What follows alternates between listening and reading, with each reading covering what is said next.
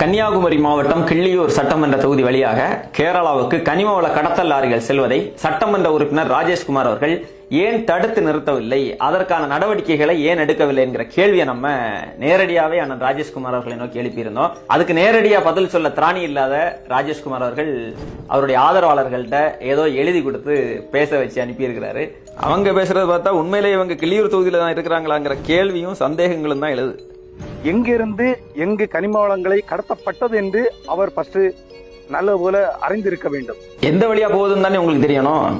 ராஜேஷ்குமார் அவர்களே, கொஞ்ச நாள் முன்னாடி கிள்ளியூர் சட்டமன்ற தொகுதிக்குட்பட்ட கோழிவிளை பகுதியில் டாஸ்மாக் கடைக்கு எதிராக போராட்டம் நடத்தினீங்க இல்லையா, உண்ணாவிரத போராட்டம். அந்த கோழிவிளை பகுதியில் இருக்கக்கூடிய சோதனை சாவடிகளை கடந்துதான் ஒவ்வொரு நாளும் பல நூற்றுக்கணக்கான கனிம வள லாரிகள் கேரளாவுக்கு செல்கிறது. நானே உங்களுக்கு ஆதாரம் கொடுக்கிறேன். இந்த காணொலி 2 நாளுக்கு முன்னாடி எடுக்கப்பட்டது. கன்னியாகுமரி மாவட்டத்திலிருந்தும் அண்டை மாவட்டங்களிலிருந்தும் கனிம வளங்களை சுரண்டி எடுத்து இந்த கனரக வாகனங்கள் கிள்ளியூர் சட்டமன்ற தொகுதியை தாண்டி வர்றதுக்கு முன்னாடி எவ்வளவு பெரிய விபத்துகளையும் பாதிப்புகளையும் உயிர் பலிகளையும் வாங்கிட்டு இந்த லாரிகள் வருதுங்கிறது தெரியுமா தெரியாதா உங்களுக்கு? உண்மையிலேயே நேர்மையான துணிச்சலான சட்டமன்ற உறுப்பினராக இருந்திருந்தா இவ்வளவு பாதிப்புகளை ஏற்படுத்தக்கூடிய இந்த கனிம வள கடத்தல் லாரிகள் என் தொகுதியை தாண்டி போக விட மாட்டேன் துணிஞ்சு நின்று செக் போஸ்ட்ல போய் உட்கார்ந்து இருக்கணும். சட்டமன்றத்தில் இதை பெரிய பிரச்சனையா எழுப்பி இருக்கணும். ஏதாவது செஞ்சீங்களா? நீங்க என்ன செய்றீங்க?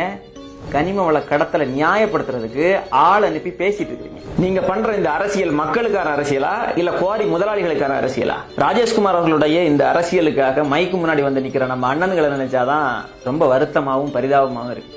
கனிம வள கடத்தல் குறித்து நம்ம பேசினா குறுக்க இந்த கௌசிக்கு வந்து நின்னா என்னடா பண்ணுவேங்கிறது மாதிரி அந்த கற்கள் எல்லாம் கிள்ளியூர் தொகுதி மீனவர்களுக்கு தான் வருதுன்னு குறுக்க வந்து நிக்கிறாங்க. மீனவர்களுக்கு பயன்படக்கூடிய இந்த கற்களை கொண்டு வந்து மீனவர்களை காப்பாற்றும் விதமாக நடந்த ஒரு திட்டத்தினை அவர் தவறுதலாக புரிந்து கொண்டு தவறுதலாக மக்களை திசை திருப்பும் எண்ணத்தை அண்ணே திசை திருப்புறதுனா இல்ல, உங்களை நம்ப வச்சு ஏமாத்திட்டு இருக்கிற உங்க அண்ணன் ராஜேஷ்குமார் தான் திசை திருப்புறாரு. கிள்ளியூர் தொகுதி வழியா வர்ற கல்லு லாரி எல்லாம் நம்ம கடற்கரைக்கு வந்திருந்தோம்னா நம்ம தேவைகள் எல்லாம் எப்போ பூர்த்தி செய்யப்பட்டிருக்குமே. ஆனா இங்க பூர்த்தி செய்யப்பட்டதெல்லாம் அதானியினுடைய விழிஞ்சம் துறைமுகம் தானே. விழிஞ்சம் எப்பன்னு கிள்ளியூர் தொகுதிக்குள்ள வந்துச்சு. களியக்காவள பக்கம் இருக்கிற கோழிவள சோதனை சாவடி தாண்டி போற கனிம வள லாரிகள் எல்லாம் எங்க போய் சேரும்னு இங்க இருக்கிற சின்ன குழந்தைகிட்ட கேட்டாலே தெரியும். உங்களுக்கு தெரியாதது கொஞ்சம் ஆச்சரியமா தான் இருக்கு. கடற்கரை பணிகளுக்கு எடுத்துட்டு வரேன்னு சொல்லிட்டு கேரளாவுக்கு எடுத்துட்டு போயிட்டு இருக்காங்க. சமீபத்துல கூட நீரோடி வரைக்கும் பாஸ் வாங்கிட்டு கேரளாவுக்கு கனிமங்களை எடுத்து சென்ற லாரிகள் மீது காவல்துறை நடவடிக்கை எடுத்த செய்திகள் எல்லாம் நாங்க பார்த்தோம். நீங்க பாத்தீங்களா இல்லையா? இதுல சிலர் கல் இல்லாம எப்படிங்க வீடு கட்டுறது, கல் இல்லாம எப்படிங்க பாலம் கட்டுறது, கல் இல்லாம எப்படிங்க தூண்டில் வலை போடுறதுன்னு கேக்குறாங்க. அதே தாங்க நாங்களும் கேக்குறோம். நம்ம கல்லெல்லாம் கேரளால கொண்டு கொட்டினா நம்ம எப்படிங்க கட்டுறது? இந்த கனிம வள கடத்தலாலதான் உள்ளூர் தேவைக்கான பொருட்களுடைய விலையும் அதிகமா இருக்கு.